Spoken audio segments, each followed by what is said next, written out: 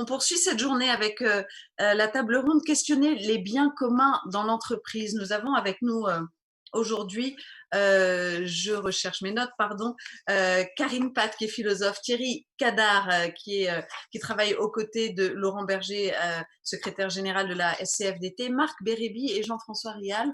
Alors je ne vois pas tout le monde, mais je vois que Karine Pat est là, donc peut-être qu'on va commencer avec vous, Karine. Bonjour. Bonjour Elsa, merci. Merci à vous d'être là. Vous êtes philosophe, vous travaillez en fait en entreprise et quand en fait on s'est croisés de loin, confinés, masqués. Et quand Et on a masqué, oui. parlé ensemble de ce que faisait la meute d'amour, de toutes les questions qu'on voulait poser autour des biens communs, vous tombiez à pic, puisque c'est vraiment un travail que vous faites en entreprise depuis un moment, comme philosophe mais comme consultante. C'est-à-dire que cette question, au niveau de l'entreprise, on voit bien qu'on a pris conscience qu'il fallait que les choses bougent à tous les niveaux, euh, et bien sûr au niveau de l'entreprise. Et la question qu'on se pose en fait, c'est quel chemin pour y arriver. Mais vous dites que parfois, euh, on pose cette question, on met un peu la charrue avant les bœufs, j'ai l'impression. Alors, c'est un sujet effectivement assez compliqué pour les entreprises, puisqu'aujourd'hui, elles sont souvent pointées du doigt comme étant responsables de la disparition ou de la détérioration de ces fameux biens communs. Et, euh, et en fait, on voit bien qu'aujourd'hui, le modèle économique de développement auquel elles répondent est souvent remis en cause car il ne semble pas compatible avec le bien commun et les biens communs, les ressources communes.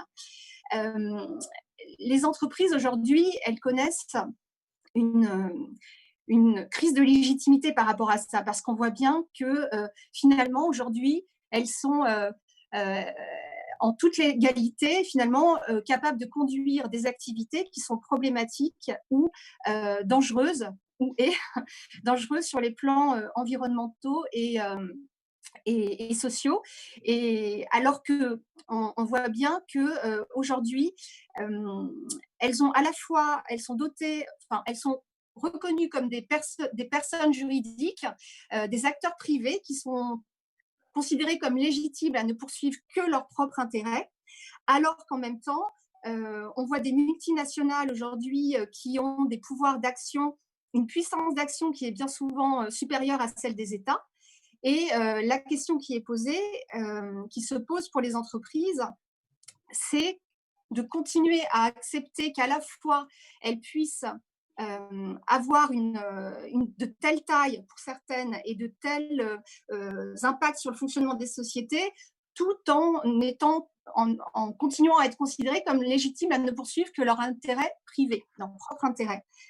Et sous la pression, en fait, depuis un certain nombre d'années, il y a des démarches de responsabilité sociale des entreprises qui ont été mises en place, des démarches de RSE, mais on voit bien aujourd'hui qu'elles répondent que très partiellement aux enjeux, aux défis qui sont posés sur les plans, encore une fois, environnementaux et sociaux, et qu'elles sont souvent, même, enfin parfois par certains, qualifiées de blanchiment éthique. Et en parallèle de ça, on voit bien que les détériorations s'accélèrent, que les conditions de vie, les crises un peu partout à travers le monde continuent à se multiplier. Donc, la question vraiment qui est posée aujourd'hui pour les entreprises, c'est pas simplement d'avoir des engagements en plus tels que c'est le cas dans la RSE qui leur demande de faire attention à certaines choses ou de développer des actions dites responsables, mais c'est bien de reconsidérer le rôle et la place de l'entreprise dans la société sous un angle tout à fait nouveau et qui sortent de la logique purement actionnariale de l'entreprise et qui sortent également d'une logique qui est aujourd'hui celle d'une privatisation absolue du monde au détriment finalement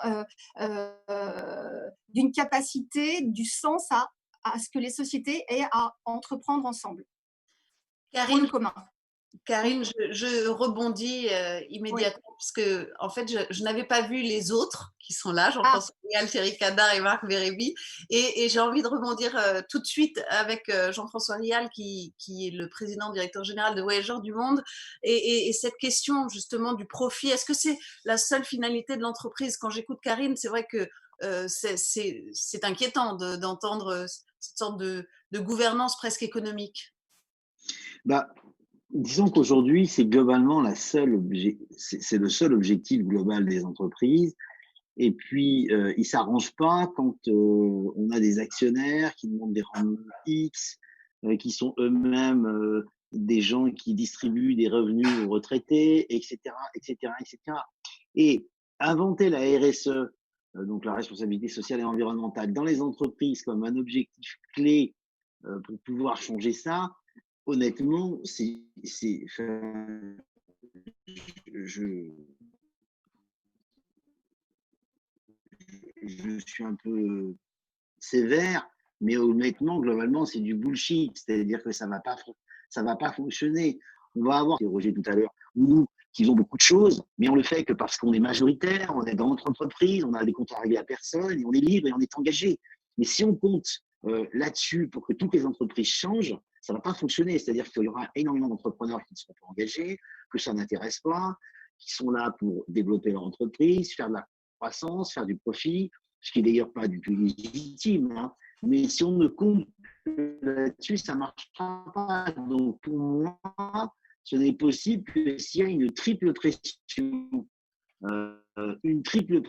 des États et des gouvernements mondiales qui mettent en place des règles du jeu qui font que les entreprises ont intérêt à se comporter correctement, par exemple par l'intermédiaire de taxes environnementales, mais aussi des salariés et des clients, parce qu'aujourd'hui, on a des grandes entreprises qui n'arrivent pas à recruter des jeunes brillants diplômés parce qu'elles sont engagées sur rien là-dessus.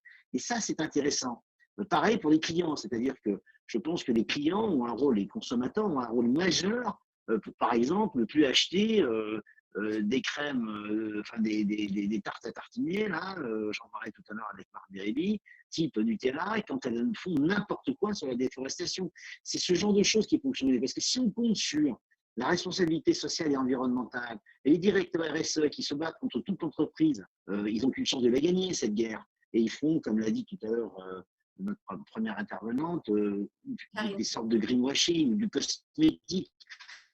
Quand on entend des très très grands entrepreneurs parmi les plus importants du monde nous dire que c'est pas la vocation d'une entreprise d'être citoyenne et de faire de la politique, ben on a tout compris. Voilà, c'est le problème, il est réglé. Alors, à ce titre, Jean-François, je note que la CFDT revendique la création d'un nouveau statut juridique permettant à toute entreprise, quelle que soit sa taille, de se doter d'un objet social étendu, intégré des objectifs humains, sociaux, environnementaux, pardon, scientifiques, etc. Thierry Cadar, c'est pour poursuivre ce que disait Jean-François Rial, c'est une nécessité d'aller dans ce sens-là.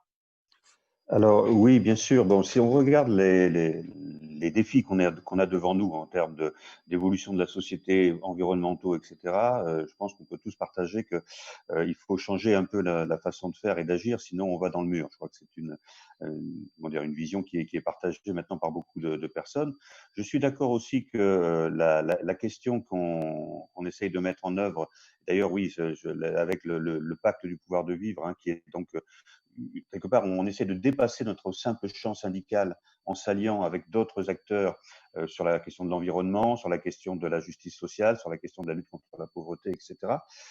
C'est bien considère nous, par exemple, que nous, organisations syndicales, on a aussi quelque part une responsabilité sociale un peu élargie par rapport à ce qui est simplement, je veux dire, notre corps de métier dans l'entreprise. Bon, je suis d'accord aussi sur le fait que il y a nécessité, pardon, de travailler également sur l'environnement réglementaire, législatif, les contraintes externes qui portent sur l'entreprise. Je veux dire, c'est clair qu'il faut que d'une certaine façon, les entreprises aient intérêt à travailler différemment et que ça passe par les contraintes qui leur sont imposées par ailleurs.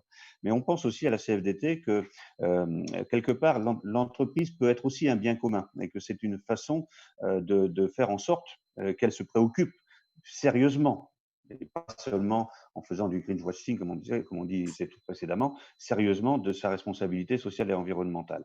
Et c'est pour ça qu'on a cette revendication au niveau de la CFDT de faire en sorte que dans une entreprise, la place des travailleurs, des salariés qui la composent soit reconnue à sa juste place.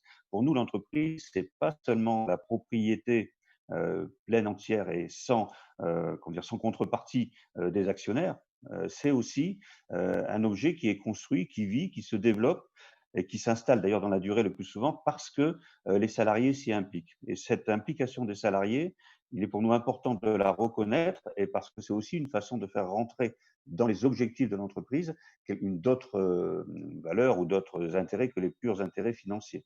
On le voit de façon assez claire quand une entreprise est en grande difficulté. Vous avez très souvent les salariés qui se mobilisent pour essayer de sauver l'entreprise. C'est bien qu'ils ont une vision qui va, je dirais, au-delà de la vision immédiate des actionnaires qui vont essayer de retirer leur billes le plus souvent assez rapidement quand les choses vont mal de ce point de vue-là. Et donc, l'idée, c'est bien aussi de se dire qu'une entreprise, si ça n'est pas simplement une machine à faire du cash, on va dire ça comme ça, c'est que donc il faut bien intégrer dans sa raison d'être à l'entreprise une autre dimension. Et quand on dit l'intérêt dans sa raison d'être, c'est donc de façon beaucoup plus profonde que de simplement se donner des objectifs environnementaux ou sociétaux qu'on va plus ou moins respecter. C'est clairement, si on est dans une raison d'être qui intègre aussi d'autres éléments, eh bien, il faudra aussi te donner des indicateurs qu'on vérifiera. Et il faudra impliquer les salariés dans la direction de l'entreprise par rapport à ces objectifs qu'on s'est donnés. C'est vraiment un changement assez profond, nous semble-t-il, de vision. Alors évidemment, vous voyez qu'on est aussi dans une démarche, je dirais, pragmatique, dans le sens où on ne pense pas possible d'atteindre immédiatement que toutes les entreprises se transforment de cette façon-là. Donc on a une revendication qui veut dire qu'il faut déjà inscrire la possibilité de le faire. Ça, c'est une première étape qu'on a gagnée avec la loi Pacte qui permet cette possibilité. Et maintenant, il faut qu'on arrive à le développer de plus en plus. Juste un mot, quand on parle d'entreprise, il faut bien voir qu'on a une diversité énorme entre les petites entreprises, les grosses, et par exemple aussi, il existe déjà des entreprises dans le domaine des entreprises sociales qui ont d'autres objectifs, d'autres façons de se construire. Il y a les coopératives aussi, enfin, etc. Donc vous voyez, il y a déjà aussi plusieurs statuts différents. Nous, ce quoi on plaide, c'est définir un nouveau statut pour les entreprises, je dirais, de droit privé classique, qui permettent de reconnaître que l'entreprise, c'est aussi le bien de l'ensemble de ses acteurs, donc y compris les salariés.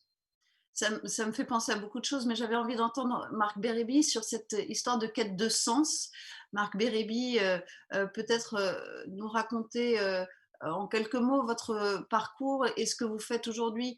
Vous avez dirigé une entreprise pendant longtemps, et puis vous avez, il y a 2 ans, je crois, décidé de tout arrêter parce que cette question de sens n'était plus au bon endroit, en tout cas, si j'ai bien compris ce que vous m'avez raconté. Oui, en fait, j'ai dirigé une entreprise qui était une entreprise dans la technologie médicale, ce qui est quelque chose de très utile. Et après l'avoir cédé, j'ai décidé de ne pas reprendre, on va dire de jamais reprendre une activité professionnelle lucrative, parce que je considère qu'à un moment, quand on considère qu'on a gagné suffisamment d'argent, il faut essayer de faire autre chose et pas poursuivre cette course. Donc, c'est plus durable, en fait, de se dire, à un moment, chacun doit se dire, il est temps pour moi d'arrêter et de faire autre chose, bien que je faisais déjà autre chose, en fait, depuis 15 ans à mi-temps, puisque j'accompagnais des artistes qui intervenaient dans le domaine social. Il y a, juste sur le point dont vous venez de parler, il y a un sujet intéressant, c'est qu'en France, contrairement aux États-Unis, les administrateurs d'entreprise ont comme responsabilité de veiller à l'intérêt des actionnaires et de l'entreprise. Aux États-Unis, dans le devoir de l'administrateur, il doit veiller à l'intérêt de l'actionnaire uniquement. Donc il y a déjà un statut de l'administrateur français qui est préférable puisque, par exemple, il ne peut décider de la dissolution d'une entreprise ou de sa disparition qu'en dernier recours, et non pas si c'est dans l'intérêt de l'actionnaire, par exemple. C'est ce qui fait une grosse différence. Et votre idée de rajouter dans les devoirs, donc dans les sujets de l'entreprise et donc dans les devoirs de l'administrateur, puisque c'est eux qui sont passibles de poursuite s'ils ne respectent pas leurs obligations. Donc de rajouter d'autres sujets, comme par exemple veiller sur les questions environnementales ou sociales, ça peut être effectivement quelque chose d'intéressant et ça peut créer une dynamique différente, puisqu'à ce moment-là, les administrateurs pourront interpeller le chef d'entreprise en lui disant qu'en est-il de l'environnement, des questions sociales, etc. Jean-François Rial, une réaction par rapport à ça parce que... Moi, ce que j'entends dans tout ça, c'est que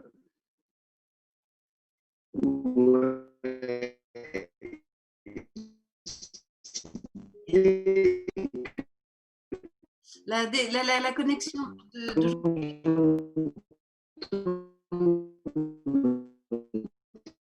dommage, Jean-François.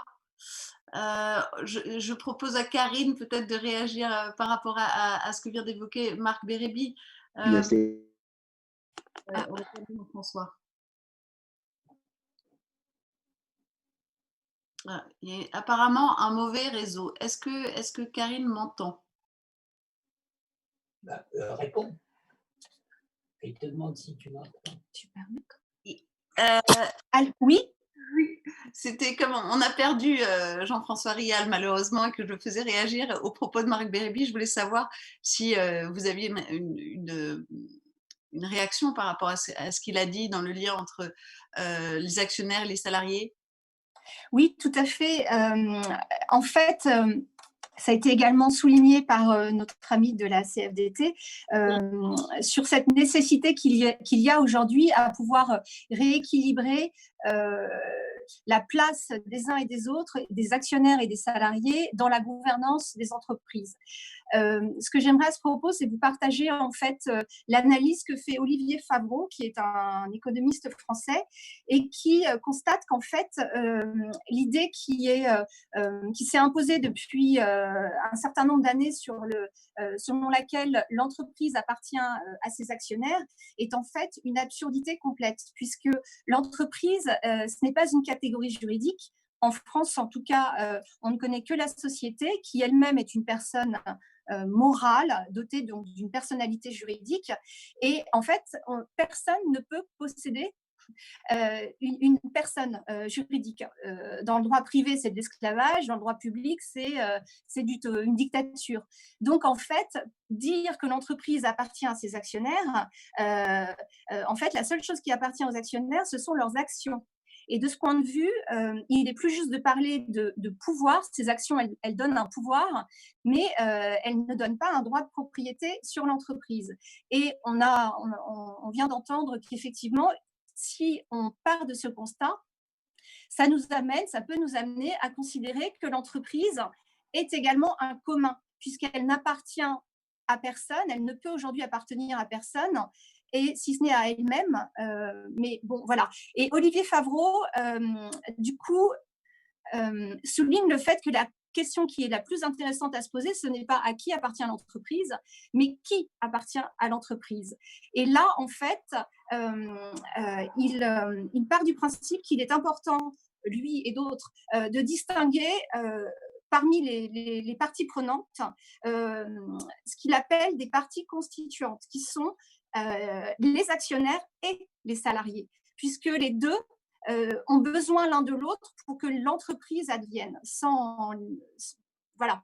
Donc, ça, c'est très important parce que ça crée un lien entre les deux et ça doit amener à envisager les entreprises à aller vers davantage de codétermination et de pilotage, comme c'est le cas de gouvernance, comme c'est le cas dans certains pays, d'entreprises qui donc font une place plus importante aux salariés et qui leur permet d'influencer et de participer au processus de décision.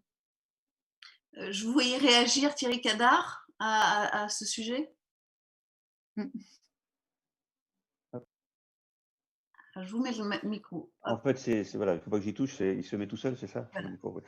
Bon, alors, donc oui, non, parce que ça me permet de dire que la démarche qu'on a suivie, c'est quand même bien une démarche qui partait au départ de ce qu'on a compris des revendications des salariés, des travailleurs.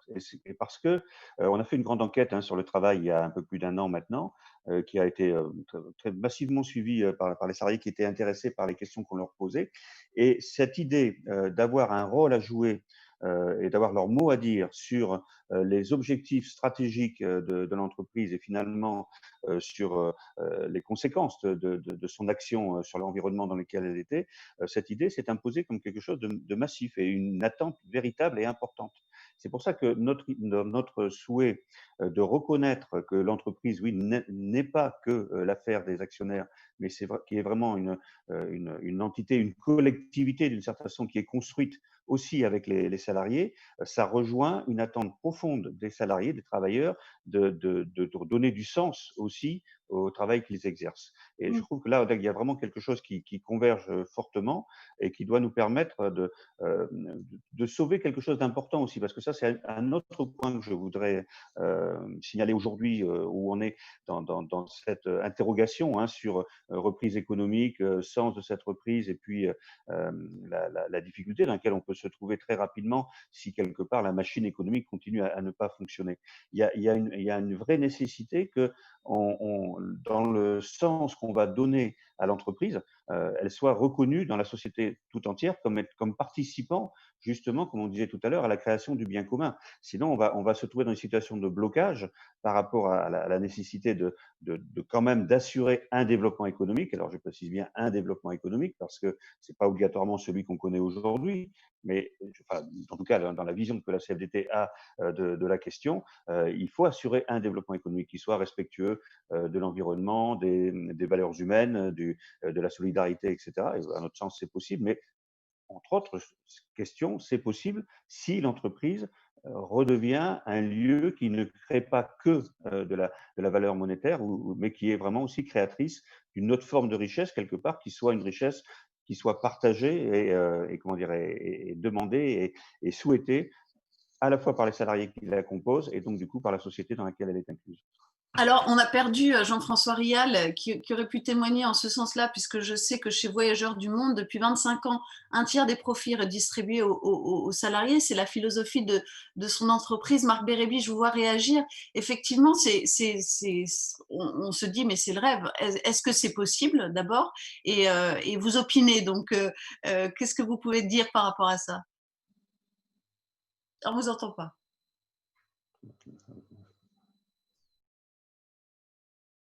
Cogérance, je pense qu'il faut probablement étendre le champ de responsabilité des administrateurs aux actionnaires, aux entreprises, mais aussi aux questions sociales et environnementales. Mais je ne crois pas à la cogestion parce que il faut une intuition, il faut des gens qui créent, et je pense que c'est très difficile de créer dans un consensus. Les meilleures idées sont nées hors consensus. Donc, essayer d'avoir un consensus qui va rassembler des salariés, des actionnaires, des entrepreneurs, etc., c'est la meilleure façon de faire des choses qui seront dans le consensus, donc peu créatives. Donc, il faut évidemment veiller au bien-être des salariés. Je ne crois pas qu'il faille les associer aux décisions stratégiques parce que parfois, ces décisions stratégiques sont contre-intuitives et que les salariés seront peu tentés de prendre un risque si, par exemple, il y a un changement stratégique qui est nécessaire et qui est décidé par la direction de l'entreprise. Donc, on est sur un sujet qui est un peu sensible. Par contre, il y a d'autres pouvoirs. Il y a d'autres pouvoirs qui sont très importants puisque l'entreprise, elle est au cœur d'un écosystème où elle a l'État qui va édicter des règles que l'entreprise devra suivre. Il y a les salariés qui peuvent partir ou qui peuvent ne pas être motivés et donc ne pas être très utiles à l'entreprise si l'entreprise ne les respecte pas. Et il y a les clients qui peuvent s'en aller, qui peuvent ne pas acheter les produits de cette entreprise si elle ne respecte pas des règles que eux considèrent comme importantes sur le plan social et environnemental. Donc je pense qu'on n'a pas besoin d'avoir des entreprises dans lesquelles les décisions sont prises en collectivité parce que je ne crois pas à ce système et ça tuerait les entrepreneurs, il se trouve que d'ailleurs, le pays qui a les entrepreneurs qui réussissent le mieux et les entreprises qui sont en train on est d'ailleurs, cette conférence, on est sur Zoom, ça prouve bien qu'ils ont gagné une partie de la bataille parce qu'après, on va regarder sur Facebook, le Facebook Live, etc. Donc cette bataille-là, elle est gagnée par des entrepreneurs qui ont pris des décisions, qui étaient des intuitions à un moment et sur lesquelles ils n'ont pas consulté l'ensemble des salariés, etc. Donc je pense qu'il faut qu'il y ait une décision autonome des chefs d'entreprise, qu'ils doivent respecter les salariés, les inclure dans un grand nombre de sujets, que ça doit être aussi partie des missions des administrateurs de les faire respecter, mais que les salariés ont le devoir de censurer la direction. Ils peuvent partir à tout moment. Et Jean-François Riel, qui est à nouveau avec nous, vous le confirmera, pour garder ses talents, effectivement, il distribue un tiers des profits, mais il doit il faut qu'ils soient toujours motivés sur l'objectif de l'entreprise. Il faut que les gens, pour avoir les meilleurs, il faut que les gens soient associés au fait que cette entreprise fait du bien, va dans le bon sens, crée quelque chose d'utile. Sinon, il va les perdre. Sinon, ils iront ailleurs. Oui. Et les clients aussi. Aujourd'hui, les clients sont un peu volatiles. On vit un moment où il y a des grandes discussions et celle-ci en fait partie. Il y a des moments où les clients s'en iront s'ils considèrent que l'entreprise ne répond pas à leurs objectifs. Et il faut aller beaucoup plus loin sur ça. Oui, mais alors, Marc Bérébi, on l'évoquait tout à l'heure, effectivement, Voyageurs du Monde, sous l'impulsion de Jean-François Rial, qui est bien là, a entrepris cela il y a déjà 25 ans. Mais qui peut impulser ça? Est-ce que ça doit venir de l'initiative des chefs d'entreprise ou est-ce qu'on peut, d'une manière ou d'une autre, et là je vous laisse chacun me dire qui pourra donner la réponse, mais Écoute, on peut impulser ça au niveau des États et des gouvernements? tu m'entends, Elsa, là, c'est bon? Ouais, c'est bon. Voilà. Alors, moi, je pense qu'il faut que, je le vois dans mon métier, hein, un tiers des profits réservés à nos salariés, une neutralité carbone intégrale. Globalement, mes confrères, qui sont tous mes amis voyagistes, ils m'ont applaudi, ils nous ont dit: «Ce que vous faites, c'est génial, c'est fantastique», mais globalement, ils n'ont rien fait.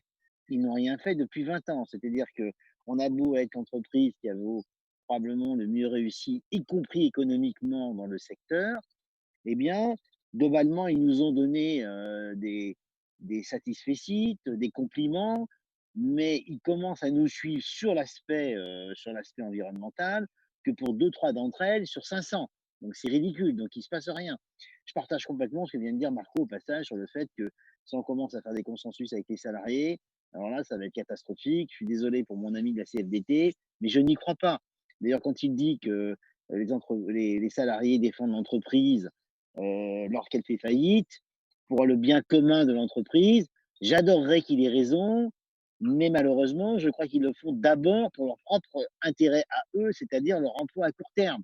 Je ne crois pas qu'ils aient malheureusement, pour la plupart d'entre eux, une vision d'intérêt général plus large que ça. Bon. Maintenant, qu'est-ce qu'il faut faire? Bah, moi, je crois aux jeunes. Les jeunes, ils ont une conscience environnementale dingue, tous, la plupart. Et donc, ils vont être des électeurs. Et donc, ils vont élire des politiques. Et donc, ils vont être les futurs cadres des entreprises, les futurs brillants dirigeants. Ils vont mettre la pression aux entreprises pour pouvoir les recruter. Récemment, j'entendais des très, très grands chefs d'entreprise du CAC 40 me disaient qu'ils n'arrivaient plus à recruter les HEC. Alors que chez nous, chez Voyageurs du Monde, ils accourent, quitte à diviser leur salaire par deux. C'est très intéressant comme phénomène. Ça. Bon.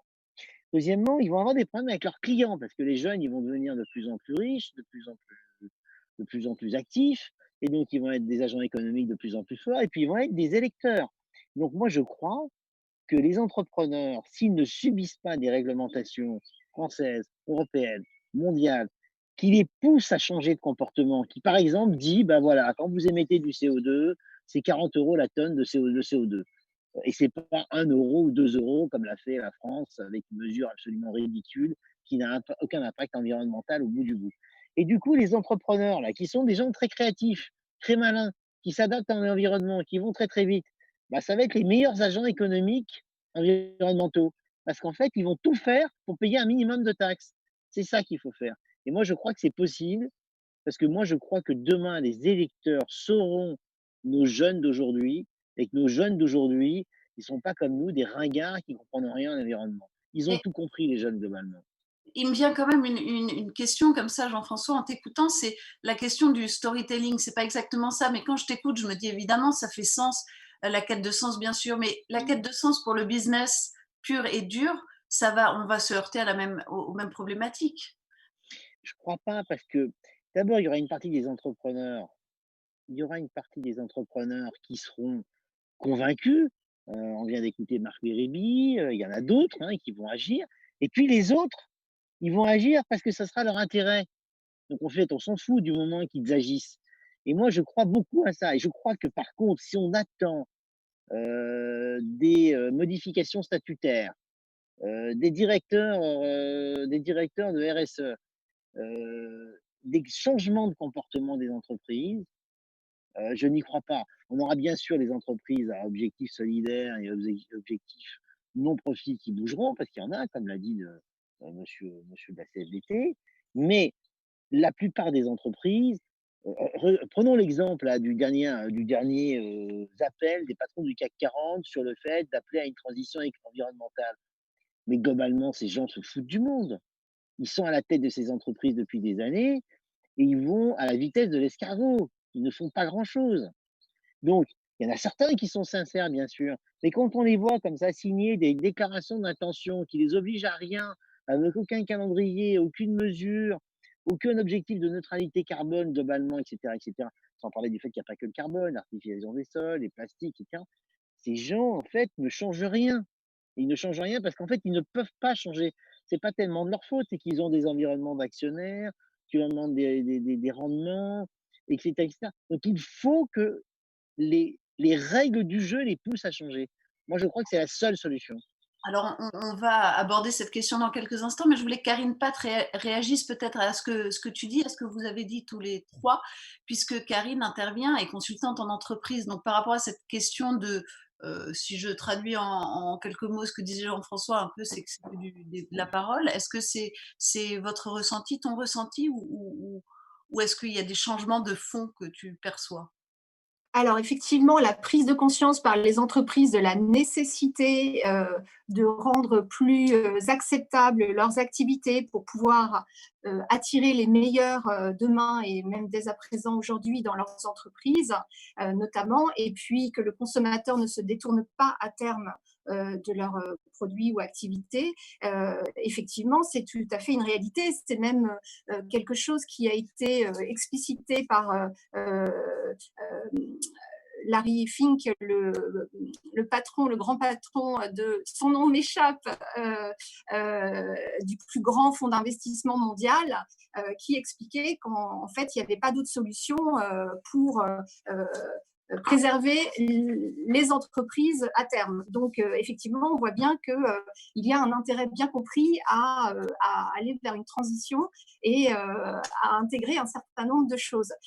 Moi, je pense qu'aujourd'hui, on voit que le fameux citoyen, consommateur, salarié, il est lui-même un peu scindé. C'est-à-dire que je crois que les études montrent que 25% aujourd'hui des consommateurs sont prêts à payer davantage pour avoir des produits estampillés comme éco-responsables ou je ne sais quoi. Et en même temps, ils continuent par ailleurs à aller s'approvisionner ou consommer des choses, à prendre l'avion. Bon, vous voyez, on est un peu tous pris dans ce dilemme. Et probablement que les consommateurs attendent de la part des entreprises une plus grande cohérence entre ce qu'elles proposent, qu'elles offrent, leur production, leur distribution et l'ensemble de la chaîne qu'ils sont censés manager. Et donc voilà. Oui. La question de la cohérence, je pense que c'est extrêmement importante. Et aujourd'hui, dans les entreprises, c'est vrai qu'on a malheureusement tendance à entendre un discours auquel les salariés ne croient absolument plus et sont même dans une… Alors, attention, je parle d'un certain type d'entreprise, je ne suis pas dans la généralisation, mais quand même, il y a une coupure, un divorce absolu on ne croit plus. Et même toutes les démarches de mobilisation, de création du sens, de toutes ces choses-là, en fait, derrière, il y a vraiment le sentiment que c'est du bullshit et la réalité du travail chez certains, eh bien, ça ne permet pas cette création du sens, cette création d'une action collective au service d'un commun, voilà, de la création d'un commun. Alors, comment, la question, c'est comment aller plus loin? Comment est-ce qu'on peut aller au-delà de, à la fois un discours, ce qui paraît être un discours, et aller dans une réalité concrète? Alors, encore une fois, Voyageurs du Monde agit. Est-ce que tu peux nous dire, Jean-François, ce que vous faites et ce que vous faites de manière concrète, en fait, chez Voyageurs du Monde? Bah, on fait pas mal de choses, mais je vais pas faire la publicité de ce qu'on fait, mais la première mesure qui est la plus importante, peut-être historique, c'est que on reverse à peu près un tiers de nos profits à nos salariés. Donc même dans une période comme ça où on fait zéro de chiffre d'affaires, comme ça se produit dans notre métier à l'heure actuelle, eh bien, on avait fait des profits très importants en 2019 et on a reversé à peu près 6 millions d'euros d'intéressement et de participation à nos salariés en avril pour l'exercice 2019 et ça fait 25 ans qu'on fait ça. Ça représente à peu près un tiers de nos profits chaque année et ça donne un sentiment d'appartenance et de motivation et de partage de richesse qui est fantastique avec les salariés et au final, on est probablement une des 3 entreprises les plus rentables du métier et donc finalement, ça rapporte de faire ça. Alors ou c'est l'inverse d'ailleurs, je ne sais pas quelle est la poule et l'œuf comme on dit, mais en tout cas, globalement, c'est vertueux. Sur l'aspect environnemental, ben, on est très, très engagé parce que, évidemment l'avion, comme l'a dit madame, pose problème. L'avion, il y a pas de solution de substitution, donc soit on le prend pas, en tout cas pas avant 20 ou 30 ans, soit on le prend pas, soit on fait en sorte de neutraliser les émissions qu'on fait par des absorptions additionnelles de carbone. Alors comment on fait des absorptions additionnelles de carbone? Eh bien, nous, on est sur des projets de reforestation très lourds et qui sont des projets de reforestation qui n'auraient pas été financés si on ne les avait pas faits et dont on garantit la pérennité à long terme, sur plus de 30 ans. Donc, on plante à peu près 3 millions d'arbres par an, des mangroves, en l'occurrence en Inde et en Indonésie, et qui absorbent 100% du carbone qu'on émet, donc beaucoup plus que les objectifs fixés par le GIEC pour atteindre la neutralité carbone en 30 ans et divisé par 2 d'ici 50 ans. Bon, c'est quelques exemples, mais je dirais que le plastique est en train d'être banni chez nous, totalement banni, y compris sur notre bateau en Égypte où c'est pas une mince affaire. Euh, tous ces sujets-là sont chez nous dans l'ADN des dirigeants, mais ça marche que parce que les associés clés sont convaincus de ça. Vous voyez, c'est-à-dire qu'ils ne le font pas pour faire plaisir à leurs collaborateurs, pour faire plaisir à leurs clients. Ils le font parce que c'est dans leur ADN naturel, c'est fondamental chez eux, c'est quelque chose de clé. Et c'est pour ça que je ne crois pas qu'il faille attendre que tout le monde ait cet ADN-là naturellement. C'est pas le cas. On voit bien qu'aujourd'hui, l'ensemble de nos dirigeants politiques et économiques, ils ont à peu près compris les questions sociales, du moins je l'espère, qu'on ne peut pas avoir des salariés maltraités sans avoir une entreprise performante. Mais globalement, ils continuent d'être dans l'ignorance ou le déni des questions environnementales. Ils n'ont Mais pas alors, c'est question. quoi la question? Elle est là la question, Jean-François. Tu dis Ouais. effectivement, il ne faut pas attendre, mais est-ce que l'un d'entre vous, ou vous tous, vous avez des ébauches d'idées de ce qu'on pourrait faire concrètement pour que les lignes bougent réellement? Bah, moi, par exemple, je propose, et puis je vais m'arrêter là, laisser la parole à mes collègues.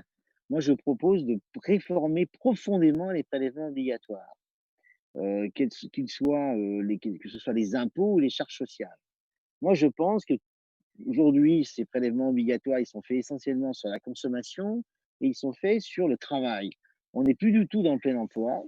On en est même très loin. Donc, aller taxer le travail pour financer la protection sociale, c'est une très belle idée il y a quelques années ou il y a 50 ans. Je ne suis pas sûr que ce soit très convaincant aujourd'hui. Moi, je financerai la protection sociale par des taxes environnementales majeures, extrêmement fortes, sur tous les sujets, la biodiversité, les ressources naturelles, le CO2, le plastique, sans pour autant changer la gouvernance de ces organisations. C'est des choses qui sont différentes. Je trouve que le lien taxer les salaires et donc on donne le pouvoir aux syndicats pour gérer et aux patrons pour gérer la protection sociale, non. On peut tout à fait financer la protection sociale avec d'autres outils et laisser la protection sociale gérée par les partenaires sociaux. C'est pas obligatoire comme corrélation. En tout cas, ça aurait pour vertu de pousser tous les entrepreneurs à faire en sorte de consommer moins la planète. Ça Mmh. serait direct. Geneviève, j'aimerais bien que tu nous dises si les internautes réagissent à ce qui se dit là, mais avant cela, juste Thierry Cadar, une réaction à ce que dit Jean-François, tout de suite? Oui, alors, enfin bon, il y a d'abord sur la question de la taxe environnementale, ça fait partie des revendications qu'on porte, mais on a bien vu, enfin ça on le portait avant, mais on a bien vu lors de la crise des Gilets jaunes que cette question de taxe environnementale, si on la pose pas dans le cadre d'un équilibre social et de savoir qui est en capacité enfin, et quelles sont les couches sociales qu'on va toucher et quelles possibilités on leur donne de faire autrement, on aboutit à une crise sociale et je pense que bon, c'est une leçon qu'il faut retenir pour la suite. Mais bien entendu, ça c'est intéressant. Non, moi je voudrais quand même réagir parce que je trouve ça un petit peu injuste et réducteur.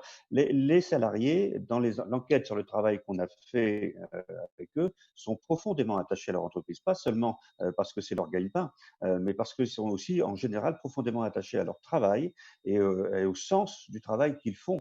Une personne aujourd'hui, le travail pour une personne, c'est pas seulement le gagne-pain, c'est aussi la reconnaissance sociale et c'est aussi la reconnaissance personnelle par rapport à son projet personnel. Et les entreprises, alors nous, sous notre revendication, c'est une espèce de codétermination. On ajoute à la française parce qu'elle n'est pas obligatoirement avec les mêmes critères, les mêmes, comment dire, la même façon de faire que ce qu'on connaît en Allemagne ou d'ailleurs en Allemagne où entre nous, il y a une codétermination qui ne donne pas des résultats si mauvais que ça en termes de capacité d'innovation et de s'adapter à des stratégies qui prennent vers le futur. Je rajoute qu'à notre sens, et ça je ne voudrais pas l'oublier non plus, de la créativité, de la capacité à voir l'avenir, il y en a aussi chez les salariés. Je crois vraiment que là-dessus, je suis un peu en désaccord avec ce que M. Rial disait. Bien entendu qu'il faut laisser aux entrepreneurs la capacité à innover et à construire des solutions différentes, mais je ne pense pas qu'une réussite durable se fasse sans qu'on implique les salariés et qu'on les implique dans le meilleur d'eux-mêmes, c'est-à-dire dans leur capacité à penser le sens de leur travail et comment il s'inscrit dans la société dans laquelle ils vivent. Il me semble que c'était quand même ce que disaient Jean-François Rial et Marc Bérébi, tous les deux. Ils disaient qu'en fait, c'était une organisation à essayer de penser où chacun garde bien sa place, mais néanmoins donne la parole à l'autre, si j'ai bien compris ce qu'ils disaient. Hein. Bon, de toute façon, enfin, je pense qu'en effet, ça ne va pas vous surprendre de la part de la CVT, l'idée c'est de trouver un bon équilibre sur cette Bien sûr. affaire-là, en Moi, effet. Jean-François, réagir? Oui, non, en fait, je comprends ce qu'a dit Monsieur Gadin et je suis tout complètement d'accord avec lui, en fait, hein. C'est-à-dire que il y a et je le vois bien chez nous, on a des salariés ultra impliqués dans l'entreprise, et cetera. Mais encore une fois, les salariés, c'est pas une entité unique. Il y a plein de styles de salariés. Heu, je dirais que, par exemple, chez nous, on a 95 de salariés qui sont ultra, ultra impliqués. Puis il y en a 5 qui sont ultra perso. Qui veulent, du télétravail, des vacances, enfin tous les avantages sans les inconvénients. La réalité, c'est celle-là et c'est pour ça que j'ai dit tout à l'heure que quand les salariés crient, enfin réagissent au moment d'une faillite, il y a des gens qui sont exactement comme l'a décrit monsieur Ganard, mais il y en a d'autres pour lesquels c'est un peu différent et je reviens aussi sur ce qu'il a dit, sur ce qui est très juste sur la problématique des taxes environnementales. La taxe environnementale, d'abord, il ne faut pas qu'il y en ait qu'une, il faut qu'il y en ait plusieurs, il faut qu'elle soit sur des assiettes très élargies. Et bien entendu, il faut qu'il y ait des amortisseurs sociaux et des transitions pour passer d'un système à l'autre. Là-dessus, il a complètement raison. Et ce qu'on a fait avec la taxe carbone il y a quelque temps, c'était le pire de ce qu'on pouvait faire. C'était complètement absurde parce que elle ne taxait pas tous les produits qui émettent du CO2. Elle taxait ces pauvres gens qui prennent leur voiture et qui n'ont aucune autre solution que de prendre leur voiture en région pour se déplacer à leur travail. Et par exemple, mes clients beaucoup plus fortunés qui prennent l'avion et qui utilisent du kérosène, ils n'étaient pas taxés. C'est grotesque. Ça ne peut pas fonctionner comme ça. Ça doit être des assiettes globales qui touchent tout le monde et qui intègrent absolument, M. Gardner a raison, l'amortisseur social pour les gens les plus touchés. Parce que globalement, qui c'est qui consomme le plus des produits qui consomment de l'écologie? c'est les riches. Il faut être clair. Ben moi, je pense que cette répartition, elle n'est pas bonne. Et que la TVA, par exemple, qui est directement proportionnelle au volume, est absurde. Parce qu'en fait, elle n'intègre pas le fait qu'il y a une proportion de coûts environnementaux qui ne sont pas intégrés là-dedans. Et c'est là-dessus que moi, je pense que, et c'est là peut-être que j'ai peut-être un désaccord, mais c'est pas sûr avec la CFDT, c'est que moi, je pense qu'il ne faut pas euh, rectifier le système du financement de la protection sociale et des impôts, mais qu'il faut le changer complètement. Il faut tout jeter et partir sur une feuille blanche, quitte à avoir une transition qui se fasse entre deux systèmes. Oui, Geneviève, oui, alors bien sûr, j'ai des réactions. t'entends? Et Ouais, vas-y. oui, vous m'entendez? J'ai des réactions, vous imaginez? Alors déjà, comment c'est Didier qui se pose la question, est-ce que finalement le mot taxe fait rêver et se demande pas si c'est pas un mot du monde d'avant. Il nous dit que vous êtes formidable et qu'il faut continuer. Mais j'ai une autre question aussi, plutôt un commentaire. Lui, il nous vient de Richard. C'est justement cette notion de intuitivité. Et lui se demande si la volonté de délocaliser les productions de base de médicaments ou du matériel médical, elle procède plus de l'intuition ou de la volonté de super profit, ce qui irait justement plus vers le sens de l'implication des salariés. Marc Bérébi, une réponse? Oui, bien sûr. Hop. Une réponse à nouveau sur cette question de est-ce que c'est aux salariés de décider avec la direction. Ça peut dépendre de type d'entreprise, mais dans les entreprises qui sont les entreprises jusqu'aux entreprises de taille moyenne, il est déjà difficile de se mettre d'accord sur une stratégie avec la direction, puis avec les actionnaires. Si on doit associer les salariés à cette décision, on est sûr qu'il ne va rien se passer et que du coup, on va finir sur Zoom, sur Facebook, sur Google, sur etc. Et on sera uniquement des clients de ceux qui ont pu décider tout seuls parce qu'ils ont été plus rapides que nous. Donc, autant je pense qu'il faut infiniment. Et j'ai plus d'intérêt économique, donc je le dis de façon très détachée. Et dans mon entreprise, d'ailleurs, qui était la première entreprise sur les profits, etc., on était aussi une entreprise où tous les salariés avaient une participation aux bénéfices qui était le maximum autorisé par la loi, etc. Donc, ça veut dire qu'ils étaient complètement intégrés à toutes les décisions. Maintenant, effectivement, par rapport à la CFDT, vous êtes un syndicat réformiste. Vous savez qu'en France, il n'y a pas uniquement des syndicats réformistes. Si c'était le cas, on serait dans un pays qui ressemble à l'Allemagne. La France est un peu différente et on ne peut pas appliquer, hélas, ce qui fonctionne en Allemagne, c'est-à-dire où des syndicats peuvent être associés à la décision parce qu'il y a aussi des syndicats qui ne veulent pas être associés aux décisions et qui sont dans une stratégie de refus. Et ils ont de moins en moins de pouvoir, ils existent encore.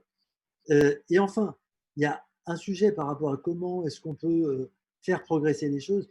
On parle de taxes, on parle d'État, mais il y a quand même un pouvoir qu'on sous-utilise largement, c'est le pouvoir que nous avons tous en tant que clients. Quand Volkswagen trafique ses moteurs et que sur le moment, ça fait un choc et l'action perd 10% et que 15 jours après ou un mois après, elle est revenue à son niveau d'avant parce qu'on leur a pardonné, c'est scandaleux. On a le pouvoir, nous, de dire Volkswagen a trafiqué ses moteurs, ils l'ont reconnu, il ne faut plus que ça se passe, on ne va pas acheter de Volkswagen pendant 6 mois, ça va mettre du désordre dans leur chaîne de fabrication, leurs actionnaires vont transpirer, et après, les actionnaires des autres fabricants automobiles vont dire attention, on ne trafique plus les moteurs, on ne trafique plus, etc. Et c'est la même chose pour tout. On n'utilise pas ce pouvoir qu'on a de client. On attend de l'État de décider, on attend que l'État décide pour nous et mette en place des règles que nous pouvons nous appliquer dès demain matin. On n'a pas besoin de l'État. Si on ne veut plus acheter chez ceux qui ne respectent pas les règles sociales, chez ceux qui ne veulent plus jouer le jeu en matière d'environnement, etc., on peut le dire dès aujourd'hui. Si on ne veut plus assister, je vois encore qu'il y a des panels avec 10 personnes, 10 hommes. J'en vois un là, j'ai reçu une invitation. On a le pouvoir de dire je ne vais plus à un panel où il n'y a que des hommes. Tout simplement. On a le pouvoir. Comment? Vous avez raison. On a tous ces pouvoirs-là. C'est-à-dire qu'on a des pouvoirs qu'on n'utilise pas et on dit à l'État est-ce que vous pouvez interdire ceci ou cela? C'est simple. Quand on me demande de participer à un panel, je vois qu'il y a des hommes, je dis ben non, essayez de trouver une femme, il doit y en avoir. Tous ces trucs-là, on a le pouvoir de les mettre en œuvre sans attendre de décision d'État, sans attendre qu'il y ait de nouvelles régulations, sans attendre etc. On regarde les boîtes, celles qui ont des boards où il n'y a que des mecs, etc. On n'y va pas. Celles qui ont, etc. Tout ça, on ne fait plus. C'est à nous de décider. Où le consommateur devient consommateur, et c'est ce qu'on essaye de penser ce matin, aujourd'hui je suis encore le matin moi, dans cette journée consacrée au bien commun, à l'occasion de la journée internationale des oiseaux migrateurs. Je suis désolée, on arrive déjà au terme de notre conversation qui était passionnante mais qui va se poursuivre d'une manière ou d'une autre avec les autres tables rondes. Merci beaucoup à vous tous, Thierry Cadar, Karine Pat, Marc Bérébi et Jean-François Rial, qui malheureusement n'a pas un très bon réseau, mais j'espère qu'il nous entend encore et qu'il s'est mis sur Facebook. Merci à vous tous d'avoir été là. La journée continue. Restez avec nous, bien sûr, les internautes aussi. On va continuer d'honorer les oiseaux avec Gauthier Capuçon, qui nous interprète Le Cygne, extrait du Carnaval des animaux de Camille Saint-Saëns. Voilà, je le redis parce que tous les artistes qui ont participé aujourd'hui font un geste vraiment gracieux, précieux. Gauthier Capuçon va intervenir dans quelques instants pour nous expliquer la position des artistes, mais on l'écoute tout de suite dans cette interprétation. Et un grand merci à vous tous d'être avec nous aujourd'hui. À très vite.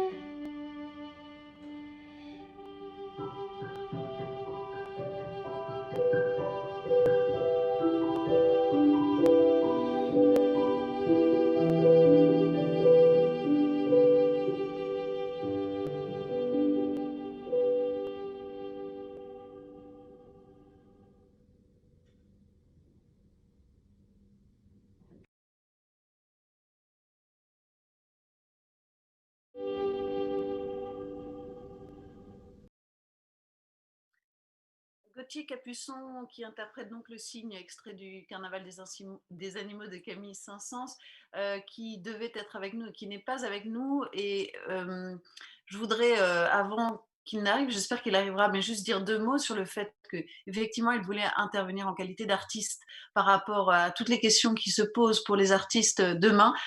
Marc Bérébi, vous êtes encore là, j'en profite un petit peu puisque vous avez décidé de soutenir les artistes depuis que vous avez quitté votre statut de PDG d'entreprise. Vous êtes associé à JR, vous avez monté ensemble une école de cinéma, Courtrage-May, dont on a diffusé un extrait tout à l'heure de film réalisé par une de vos élèves étudiantes.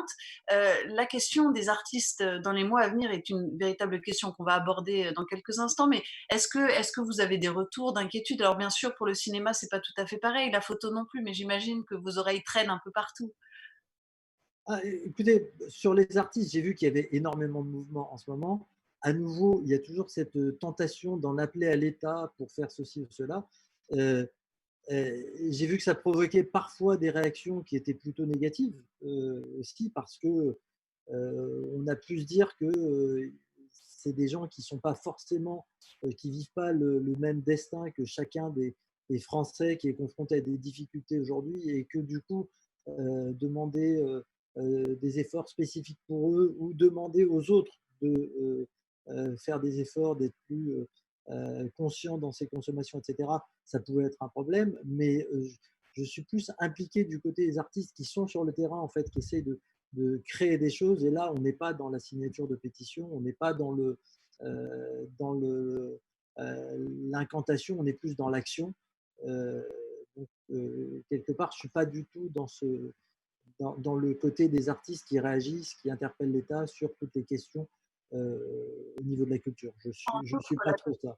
Se pose bien sûr à plein de niveaux, et c'est ce qu'on va essayer d'évoquer tout à l'heure. Il y a bien sûr ceux qui sont perçus comme ne vivant pas comme les autres, et puis il y a ceux dont on parle moins, qui sont ces artistes qui font pourtant vivre la culture en France et qui sont moins connus parce que les médias les représentent moins, les font moins entendre parce qu'ils ne sont pas assez connus, qui reste une question vraiment de fond, et qui se retrouvent dans des difficultés phénoménales actuellement, puisqu'ils ne vont pas pouvoir se produire. Et c'est pour ça que nous, avec la Meute d'Amour, on a décidé de les faire entendre, connaître, reconnaître. On voulait que Gauthier Capuçon s'exprime parce que lui fait partie de ces artistes et musiciens qui n'auront pas véritablement de difficultés, en tout cas des moins grandes difficultés que les autres moins connus. Mais il est vrai que la question de où jouer, comment vivre, comment faire les cachets, puisque les intermittents du spectacle en France ont cette chance d'avoir ce statut-là, se pose. Vous vouliez réagir à ça avant qu'on passe Oui,